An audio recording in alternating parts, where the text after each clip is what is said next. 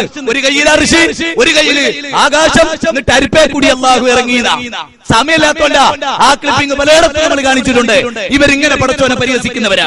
എന്നിട്ടോ നോക്കൂ, അതിന്റെ അക്കാര്യം നിഷേധിക്കുന്ന കുഫ്റാണ് നിങ്ങൾ ചെയ്യുന്നത്. ഇത് കാന്തപുരം എഴുതിയ ലേഖനമാണ്. അതിതാ ഈ പുസ്തകമായി പ്രസിദ്ധീകരിക്കപ്പെടുകയും ചെയ്തു. കാന്തപുരം ഉസ്താദിന്റെ ഫോട്ടോ ആണ് ഈ പുസ്തകത്തിലൂടെ അദ്ദേഹം പറയാം. എന്നിട്ട് തുടർന്ന് വിശ്വസിക്കൽ നിർബന്ധമാണ്. അല്ലാഹ് സിംഹാസനത്തിൽ ഉപവിഷ്ടനായി എന്നത് വിശ്വസിക്കൽ നിർബന്ധം, നിഷേധിക്കൽ കുഫർ. അത് രണ്ടും ഞങ്ങൾ ചെയ്തില്ല.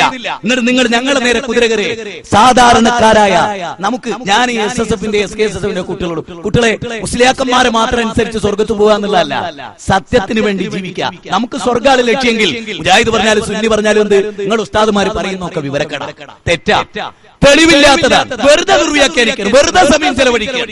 നിങ്ങൾ പറ്റുമെങ്കിൽ നിങ്ങൾ ഒളിച്ചത് കേട്ടാലും മതി, മുജാഹിദ് കേട്ടോളി, നന്നാവും. ഒരുപാട് കാര്യത്തിൽ ജീവിതത്തിൽ മറ്റു മനുഷ്യരായിട്ട് ഇടപഴകാനുള്ള സ്വഭാവമെങ്കിലും പഠിക്കും. അതൊക്കെ നമ്മൾ മനസ്സിലാക്കണം. എനിക്ക് കേട്ടോളൂ, സിംഹാസനത്തിൽ ഉപവിഷ്ടനാവുക പോലുള്ള രൂപം, ആജ്ഞേയമായ കാര്യങ്ങളെ കുറിച്ചുള്ള സംസാരം വിദഗ്ധ പേരോടിന്റെയും അലവിയുടെയും സുലൈമാൻ സഖാഫിയുടെയും എല്ലാവരുടെയും ഈ വിഷയത്തിലെ വിശദീകരണം വിദഗ്ധ. അല്ലാഹു ഇങ്ങനെ വരുമോ, ഏതുപോലെ വരും, ചന്തിണ്ടോ, ലിംഗണ്ടോ, ഈ വക കാര്യങ്ങൾ തീർച്ചയായും അത്തരം സംസാരം വിദഗ്ധാണ്.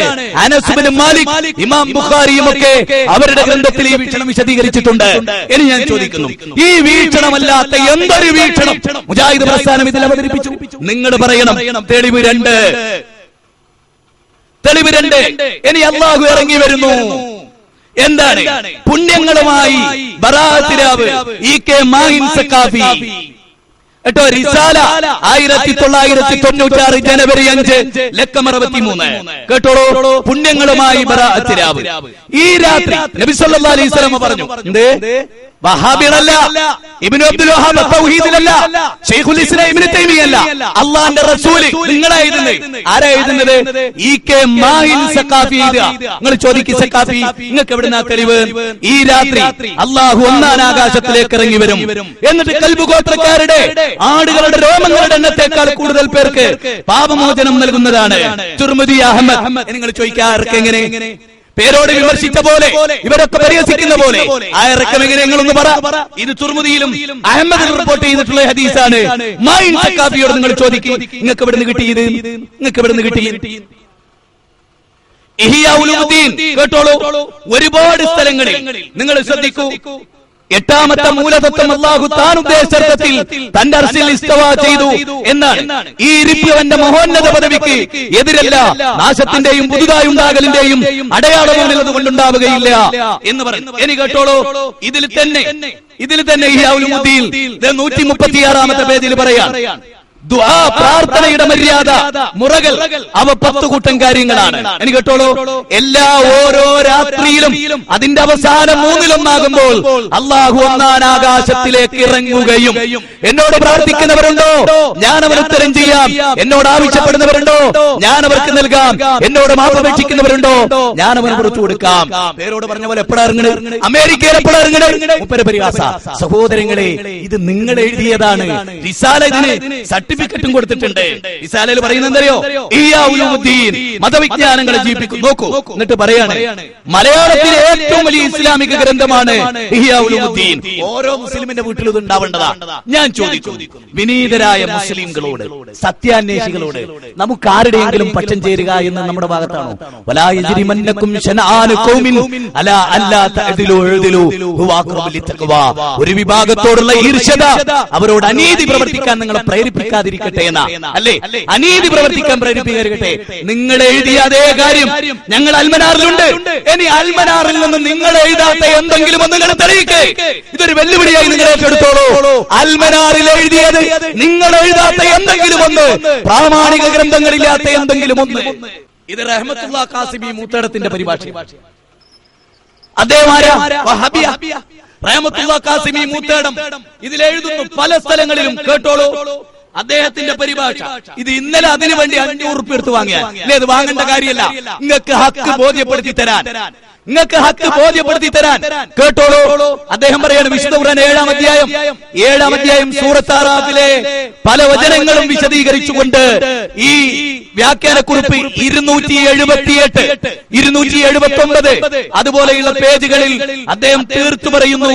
കേട്ടോളൂ, വായിച്ചു കേൾപ്പിച്ചു തരാം. അള്ളാഹുവിന്റെ സിംഹാസനത്തെ കുറിച്ചും അതിൽ അവൻ ആരോപണം നടത്തിയതിനെ സംബന്ധിച്ചോ എന്നും വ്യക്തമായി ഗ്രഹിക്കാൻ മനുഷ്യനാവില്ല. ഇതും ഇതുപോലെയുള്ള സംഗതികളും ഖുർആനിലും ഹദീസിലും അള്ളാഹുവും പ്രവാചകനും പറഞ്ഞത് അപ്പടി വിശ്വസിക്കുക മാത്രമേ നമുക്ക് നിർവാഹമുള്ളൂ. ഇങ്ങനെ അള്ളാഹു സത്യത്തിൽ സുന്നി സമൂഹത്തിന്റെ സാധാരണക്കാരെ വിചാരം എന്തറിയോ? അള്ളാഹ് സിംഹാസനത്തിരുന്നു ഖുർആനിൽ ഇല്ല എന്നാണ് വിശ്വസിക്കുന്നത്. ഞാൻ എത്രയോ സാധാരണക്കാരോട് സംസാരിച്ചു. ഞാനൊരു നാട്ടിൽ വന്നാൽ ആ നാട്ടിലെ പ്രസംഗം പൊതുജനങ്ങൾക്ക് എങ്ങനെ എഫക്ട് ചെയ്തു എന്ന് പരിശോധിക്കും. എന്നിട്ട് അവരുടെ കത്ത് വാങ്ങിക്കും. നാട്ടുകാരോടും പറയും. ആ കൂട്ടത്തിൽ സുന്നികളെ വിശ്വസിക്കുന്നുണ്ടറിയോ? കൈയില്ലാത്ത അല്ലാഹു, അത് നോക്ക്, കണ്ണില്ലാത്ത അല്ലാഹു ഇവരുടെ വിശ്വാസ. അതുകൊണ്ട് അടുത്ത് വരുമ്പോ സക്കാഫിനോട് നിങ്ങൾ പറയണം സുന്നികൾ അല്ലാഹു അതൊന്ന് വിശദീകരിച്ചു കൊടുക്കാൻ ധൈര്യമുണ്ടെങ്കിൽ വിശദീകരിക്കുന്നേ. അപ്പൊ കാണിച്ചിരുടെ തെളിവുകളാണ് ഞങ്ങളുടെ. നിങ്ങൾ ഇപ്പോൾ ചെയ്തുകൊണ്ടിരിക്കേണ്ട പലയിടത്തും ഞങ്ങളുടെ കയ്യിലില്ല, അത് ഞങ്ങൾ റസൂൽ പഠിപ്പിച്ചിട്ടില്ല, ഞങ്ങളത് ആഗ്രഹിക്കുന്നില്ല. കേട്ടോളൂ, പറഞ്ഞത് അപ്പടി വിശ്വസിക്കുക. ഞങ്ങൾ അപ്പടി വിശ്വസിച്ചു. ഞങ്ങൾ വ്യാഖ്യാനിച്ചോ? എവിടെയെങ്കിലും വ്യാഖ്യാനിച്ചോ? നിങ്ങളെ പോലെ എവിടെയെങ്കിലും അഭിവൃദ്ധി ഞങ്ങൾ ചെയ്തോ? ഇല്ല. മനുഷ്യബുദ്ധിക്ക് ഉൾക്കൊള്ളാനാവാത്തവയാണ് അർശും കുർസിയും ലൗഹും അതുപോലെയുള്ള കലാമുമൊക്കെ. ഈ വിഷയകമായി ഇബ്നു കസീർ രേഖപ്പെടുത്തിയ ശ്രദ്ധേയമാണ് എന്ന് പറഞ്ഞിട്ട് ഓരോ പണ്ഡിതന്മാരെയും ഇമാം മാലിക് റഹ്മത്തുള്ളാഹി അലൈഹി അല്ലാഹുവിന്റെ സിംഹാസനാരോഹണം അറിയപ്പെട്ട സംഗതിയാകുന്നു. അതിന്റെ രൂപമാകട്ടെ ആജ്ഞേയമാക്കപ്പെട്ടിരിക്കുന്നു. അത് വിശ്വസിക്കൽ നിർബന്ധമാണ്. അതിനെക്കുറിച്ച് ചോദ്യം വിധേയത്താകുന്നു. ഇമാം അഹ്മദ് റിപ്പോർട്ട് ചെയ്യുന്നു. ഇമാം അഹ്മദ് റഹ്മത്തുള്ളാഹി റളിയല്ലാഹു അൻഹു പറയുന്നു, അല്ലാഹുവിന്റെ സിംഹാസനത്തിൽ അവൻ ഇച്ഛിക്കും പോലെ വിശേഷിപ്പിക്കലോ അതിര് നിശ്ചയിക്കലോ കൂടാതെ ഉപവിഷ്ടനാകുന്നു എന്ന് നാം വിശ്വസിക്കുന്നു. തൽസംബന്ധമായി ആയത്തും ഹദീസും പറഞ്ഞത് നാം അംഗീകരിക്കുന്നു. അല്ലാഹുവിന്റെ വിശേഷണങ്ങളെ കുറിച്ചുള്ള രൂപഭാവങ്ങളെ അവന്റെ ജ്ഞാനത്തിലേക്ക് നാം മടക്കുന്നു. നോക്ക് നിങ്ങളെ, ഇമാം ഖുർത്തുബി ഉദ്ധരിക്കുന്നു, അല്ലാഹു അർശിന്മേൽ ഉപവിഷ്ടനാകുന്നതിന്റെ യാഥാർത്ഥ്യത്തെ പൂർവ്വസൂരികളിൽപ്പെട്ട മഹത്തുക്കൾ ആരും തന്നെ നിഷേധിക്കുന്നില്ല. പക്ഷെ മുഴുവൻ സഖാഫിമാർ നിഷേധിക്കുന്നു. ഇങ്ങനെ എഴുതിയ റഹ്മത്തുള്ളാഹി കാസിമി ഏത് പിഴച്ച മുഹമ്മദ് അബ്ദുൽ വഹാബിൽ നിന്നാ കിതാബ് ഓതിയത്? ജനങ്ങളെ, പാവപ്പെട്ട സുന്നികളെ, എന്റെ ഏത് നിമിഷമാണ് അല്ലാഹു നമ്മുടെ ഈ ലോകത്തോട് പിടിക്കുന്നത് എനിക്കറിയില്ല. ഞാൻ ഒരു കാര്യം ഉറച്ചു പറയുന്നു, കേരളത്തിലെ സഖാഫിമാർ നിങ്ങളെ നരകത്തിലേക്കാണ് നയിക്കുന്നത്. ഉറപ്പായിട്ട് ഞാൻ വിശ്വസിക്കുന്നു, ഞാൻ അടിയുറച്ചു പറയുന്നു. എന്ത് വന്നാലും അതിന്റെ പേരിൽ സഖാഫിമാർ നിങ്ങളെ നരകത്തിലേക്കാണ് നയിക്കുന്നത്, സ്വർഗത്തിലേക്കല്ല. ഈ വസ്തുത ഗൗരവമായി ഞാൻ ഇവിടെ തെളിയിച്ചു കഴിഞ്ഞു. ഇപ്പോൾ തന്നെ മുശ്രിക്കായവരെ മുഅ്മിനും മുഅ്മിനായവരെ മുശ്രിക്കും നരകത്തിലാണെന്ന് പറഞ്ഞവരെ സ്വർഗത്തിലും ഒക്കെയാക്കിയവരുടെ തെളിവുകൾ ഇവരുടെ ആധികാരിക ഗ്രന്ഥത്തിനെ നിങ്ങൾക്ക് തെളിയിച്ചു തന്നു. ഇനി ഇതിൽ കൂടുതൽ ഈ വിഷയകമായി ഒന്നും പറയേണ്ടതില്ല. ഇനി ഇവർ അല്ലാഹുവിനെ പരിഹസിക്കുന്നത് നിങ്ങൾ കേട്ടോളി. ഞാൻ ചോദിക്കട്ടെ, കഴിഞ്ഞ വർഷങ്ങൾക്ക് മുമ്പ് മിനായിൽ 4 വർഷം മുമ്പാണെന്ന് ഞാൻ ഓർക്കുന്നു, മിനായിൽ ഒരു തീപിടുത്തം ഉണ്ടായില്ലേ?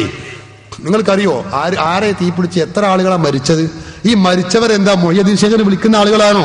അവർ പറഞ്ഞത് ലബ്ബൈക് അല്ലാഹുമ്മ ലബ്ബൈക് ലബ്ബൈക ലാ ശരീക ലക ലബ്ബൈക് ഇന്നൽ ഹംദ വന്നിഅമത ലക വൽ മുൽക് ലാ ശരീക ലക്.